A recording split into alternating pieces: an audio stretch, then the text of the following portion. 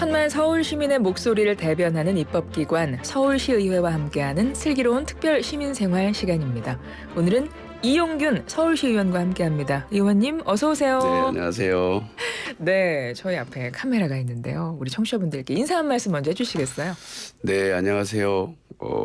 슬기로운 라디오 생활 청취자 여러분 그리고 서울 시민 여러분, 서울시의회에서 환경수자원위원회에서 의정활동하고 있는 이용균 의원입니다. 아무튼 만나 뵙게 돼서 너무나 반갑습니다. 어서 오세요. 반갑습니다. 저희 이제 라디오 청취자분들 FM 94.5MHz로 들으시는 분들도 계시고 또 YTN 라디오 유튜브 채널이 있기 때문에 시청자분들도 많으실 거예요. 네. 저희 방송이 10시 15분에 시작하거든요. 지금 10시 이제 40분을 향해 가고 있는데 네. 평소에 들어가 보셨나요? 제가 가끔 차량 이동할 때 네. 94.5 MBC YTN YTN입니다. 라디오, 네. YTN 라디오. 예, 제가 채널 자주 듣고 있습니다. 네. 네. 아마도 YTN 라디오와 MBC를 들으시는 것 같습니다. 맞습니다. 예. 저희 방송을 평소에 들으시다가 이렇게 직접 나오시니까 어떠세요? 처음에 들을 때는 부담 없이 네. 들었는데 직접 나오니까 좀 부담이 있습니다. 부담 근데 안 우리 가지셔도 아나운서님 됩니다. 말씀하시는 거 보면 되게 부드럽게 진행을 잘 하시는 것 같아서 네. 제가 편안하게 잘 듣고 있었습니다. 아우 감사합니다. 감사합니다. 우물정 0945 50원의 정보 이용료 들어가는 유료 문자가 있는데요. 가끔 저희 퀴즈 참여해 주시면 또 당첨되시면 선물도 드리니까 네. 많은 참여 부탁드리고요. 북한산에 전기를 받으면서 의정 활동하신다고 말씀을 들었거든요. 네. 등산 자주 하시나요? 제가 과거에는 등산을 참 자주 했었습니다. 네. 근데 요즘은 이제 워낙 시간적으로 여유가 없어서 바쁘셔가지고요. 아침 시간에 제가 북한산 줄기에 있는 뒷산을 가끔 오릅니다. 그래서 보통 1시간에서 1시간, 2시간 정도 이렇게 진행하면 네. 사실 오르고 내리면서 이제 주민들 만나기도 하고 또 서울 시내를 한번 바라보기도 하고, 네, 그래서 되게 기운을 얻고 있습니다. 등산 요즘에 좋아하시는 분들, 산에 오르는 분들 많으시더라고요. 근데 저는 등산을 그렇게 많이 하는 편은 아니어가지고 등산의 좋은 점 하나만 꼽아주세요. 이게 사실 등산이라고 하면은 좀 장시간 하는 운동이잖아요. 그래 좀 많이 힘들겠다 이런 생각이 그래서 들긴 사실은 하거든요. 등산이라고 하면 혼자 하는 건 아니고 네. 저처럼 이제 아침 조깅이나 그냥 산을 잠깐 오르면서 하루를 시작하는 이제 그런 의미로 말씀드리는 거고, 등산은 다양한 분들이 여러 명이서 함께 하는 게 좋다고 생각해요. 혼자는 좀 위험하기도 하고. 그럴 수도 있죠. 예. 그럴 수도 있습니다. 네, 그래서 뭐 산에 갔다 오면 진짜 그 맑은 자연의 맛을 느끼는 그런 게 있어서 네. 뭐 일주일에 한 번 정도 한다라면 일주일이 좀 맑은 마음으로 할 수 있다 생각이 들어요. 알겠습니다. 등산 저도 한번 동네 뒷산이라도 한번 올라보도록 하겠습니다. 사실 시의원 이전에 강북구 의회에서 의장까지 하셨었습니다. 근데 이렇게 서울시의회로 정치 무대를 옮기셨는데 특별한 이유가 있으세요? 이제 강북구에서 의원 활동을 하면서 사실은 강북구의 특성에 맞는 어떤 정책들이나 방향들을 설정해서 진행하려고 하면 서울시의 정책이 꼭 반영돼야 되고 네네. 또 협력해주지 않으면 어려운 점이 많았어요. 그래서 한계가 있다. 구의원으로서의 한계가 있고, 따라서 그러면 서울시의회에 가서 강북구의 그 특성들을 반영시켜야겠다. 그래서 강북구와 서울시의 가교 역할을 해야겠다라는 생각으로 하면서 지금 가장 중점적으로 두고 있는 게 이제 강남북 균형 발전 자주 얘기하잖아요. 네. 그래서 서울시라는 이 거대한 도시가 좀 균형적으로 발전할 수 있도록 하려면 강북구처럼 좀 낙후됐다고 생각하는 지역들에 대한 대변을 제대로 해야겠다라는 생각에서 서울시의회에 진출하게 됐습니다. 네, 그렇게 하셔서 지금 의정 활동을 열심히 하고 계신데, 그렇다면 저희가 한번 확인을 해봐야 되지 않습니까? 의원님 항상 서울시의회에서 의원님 모시면 메인 테마로 저희가 코너를 진행합니다. 오늘은 이용균 서울시의원의 시민보고, 이렇게 되겠네요. 네. 우리 시민들에게 결재를 올리신다는 마음으로 하나씩 보고를 해주시면 되는데요. 첫 번째 보고 내용을 이렇게 저희가 보니까 북한산 이야기를 가지고 오신 것 같아요. 네. 어떤 이야기인가요? 제가 이제 구의원 활동할 때부터 북한산의 고도지구라는 부분이 묶여 있어서 네. 지역적으로 강북구 전체에 약 3분의 1이 묶여 있는 거예요. 그래서 개발이라는 거를 할 수가 없는. 그러니까 북한산 근처의 지역에는 뭐 높이 많이 못 올라간다 이런 규제가 있나요? 그렇죠. 그러니까 오. 북한산 국립공원 경관을 보호한다는 차원이고 또 서울 시민들 입장에서 봤을 때는 뭐 고층의 건물이 들어섰을 때 북한산을 가리는 부분, 그러니까 경관적인 부분이 가장 네, 큰 네. 문제였죠. 그래서 그 동안에는 20층, 그러니까 20m 높이로 제한을 두었어요. 아, 그래서 뭐 많이 지어야 6층, 7층, 그렇군요. 예, 그렇게 제한돼 있었고, 근데 도로 하나 사이로 나머지 그러니까 반대편에 있는 면은 같은 경우에는 뭐 25층도 짓고 29층도 짓는데 네, 네. 여기는 5, 6층밖에 어. 못 짓는다 그렇다라면 엄청난 제약이 된 거죠. 그래서 개발이라는 부분은 아예 생각지도 못할 정도였습니다. 그러면 그것의 문제는 어떤 부분에서 문제의식을 갖고 계신 거예요? 계속적으로 그러니까 뭐냐면 어느 정도의 완화라는 게 필요하다. 경관 보호도 필요하고 완화도 필요한데 그 중간점을 찾아야 되는 중요한 부분이죠. 그래서 제가 사실 이제 구의회에서 서울시에 진출하면서 도시계획균형위원회가 이 부분을 담당하는 네.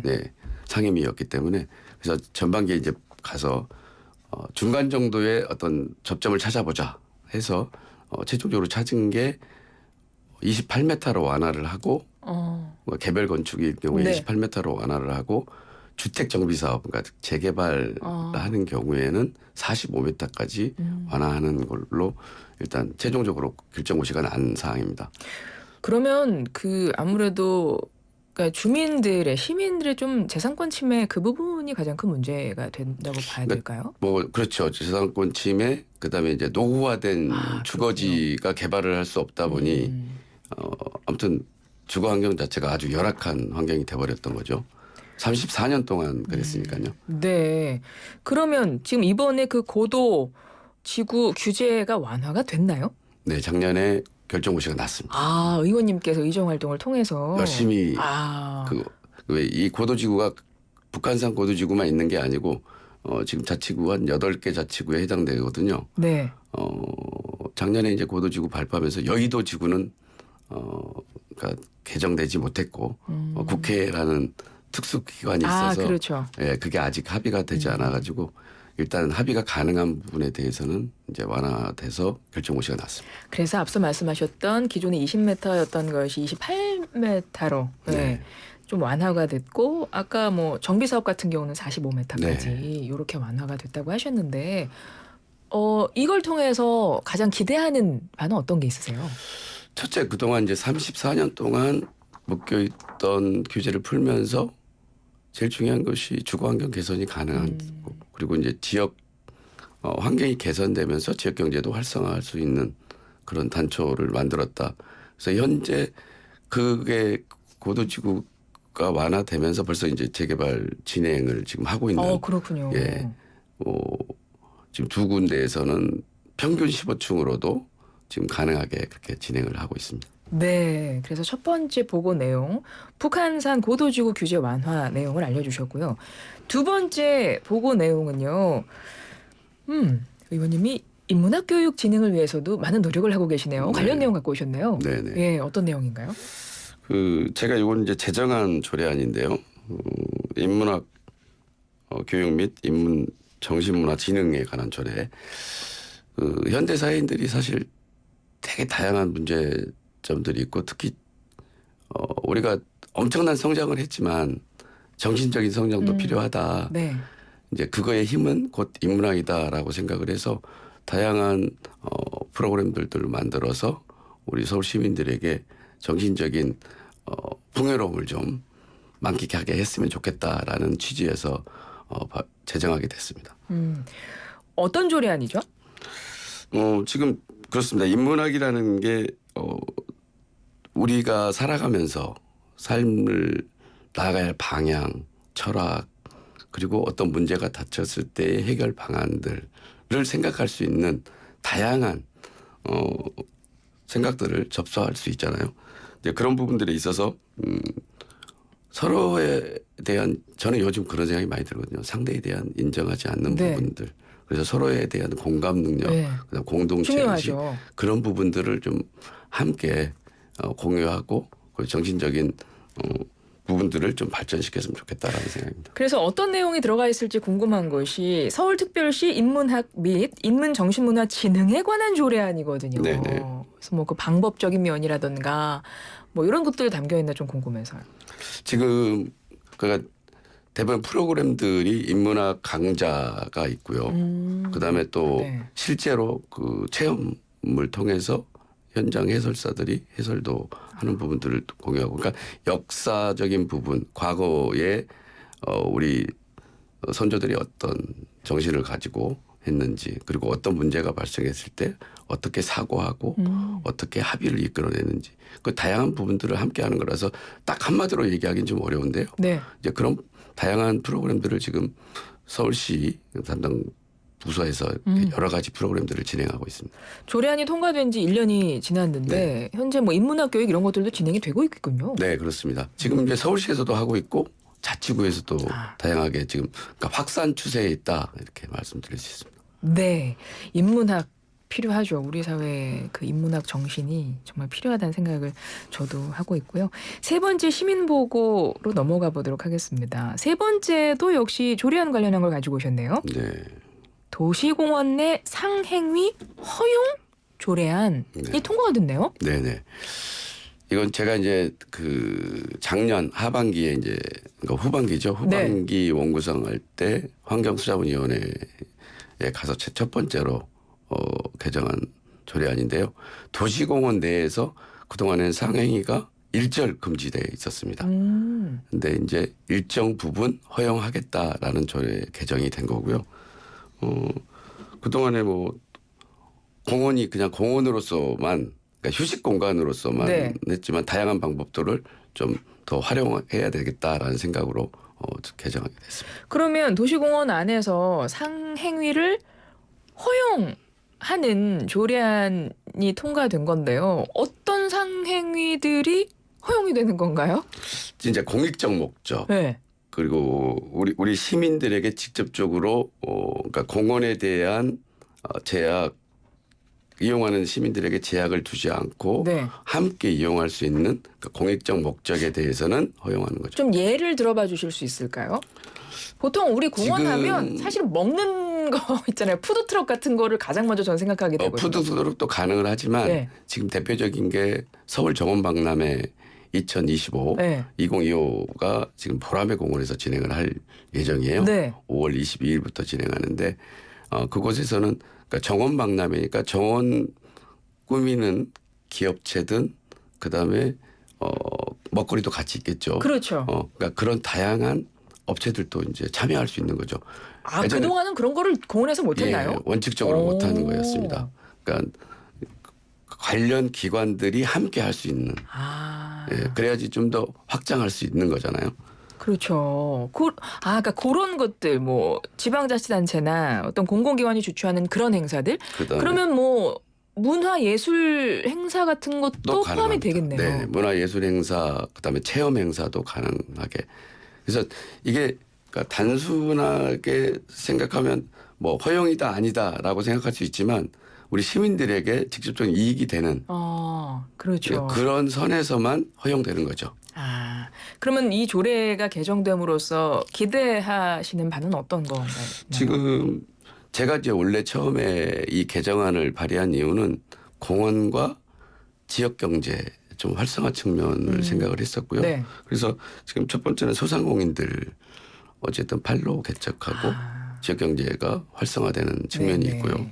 두 번째는 이제 말씀하신 것처럼 문화 행사들이 다양하게 하다 보면 그 문화적인 다양한 혜택을 시민들이 접할 수 있다. 직접 접하게 되죠. 그리고 세 번째 보면은 공원이라는 곳이 그냥 휴식 정상화면 공간으로만 활용됐던 것을 좀 더 다양하게 활용할 수 있다라는 부분이 있습니다. 그렇군요. 그러니까 모든 상황이가 다 허용되는 건 아니고 앞서 몇 가지 짚어주셨던 네네. 이제 그런 것들만 되는 거였어요. 공공기관이 주최하는 거, 뭐 시민들의 문화 참여를 좀 확대해주는 그런 기회를 통한 상행위 이런 것들을 말씀하시는 거고 사실 모든 상행위를 발음이 어렵네요. 상행위를 다 허용하면 실제 원래 공원이 갖고 있어야 되는 그 휴식 공간에 대한 게 또 조금 흐려질 수 있을 것 같아서 어느 정도 허용하는 선 그러니까 이렇게 이해를 하면 되겠군요. 대부분이 이제 공공기관이나 지방자치단체에서 인정할 경우에만 가능하게. 그래서 엄격하게 그거는 관리되지 맞네요. 않으면 또 시민들이 오히려 피해가 될 수 있기 맞습니다. 때문에 예. 이렇게 해서 세 번째 보고 내용은 도시공원 내에 상행위 허용 조례안 통과 내용이었습니다. 이렇게 해서 그동안 하셨던 의정 활동에 대해서 설명을 쭉 해주셨고요. 그러다 보니 시간이 훌쩍 지나서 이제 한 1분가량 남았습니다. 의원님. 저희가 서울시의회에서 의원님들께서 오시면 이제 끝으로 꼭 드리는 질문이 있거든요.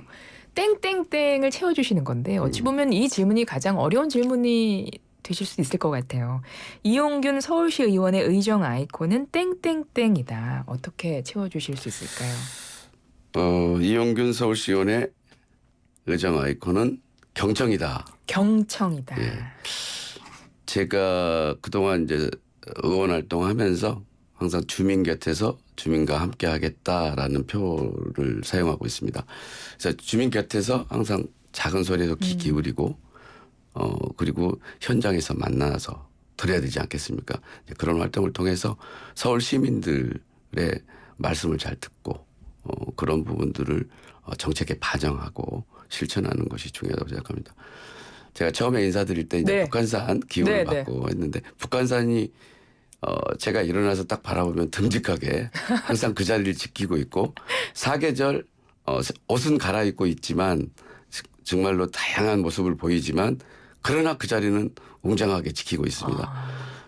저도 다양한 목소리, 다양한 색깔들을 듣고 있지만 그걸 잘 협의해서 우리 시민들을 위한 정책에 반영해서 삶의 질의 향상에 노력하겠습니다. 네, 그래서 우리 의원님의 의정 아이콘은 경청입니다. 지금까지 이용균 서울시 의원과 함께했습니다. 의원님 고맙습니다. 네, 감사합니다. IS 동서는 봅니다. I can just sit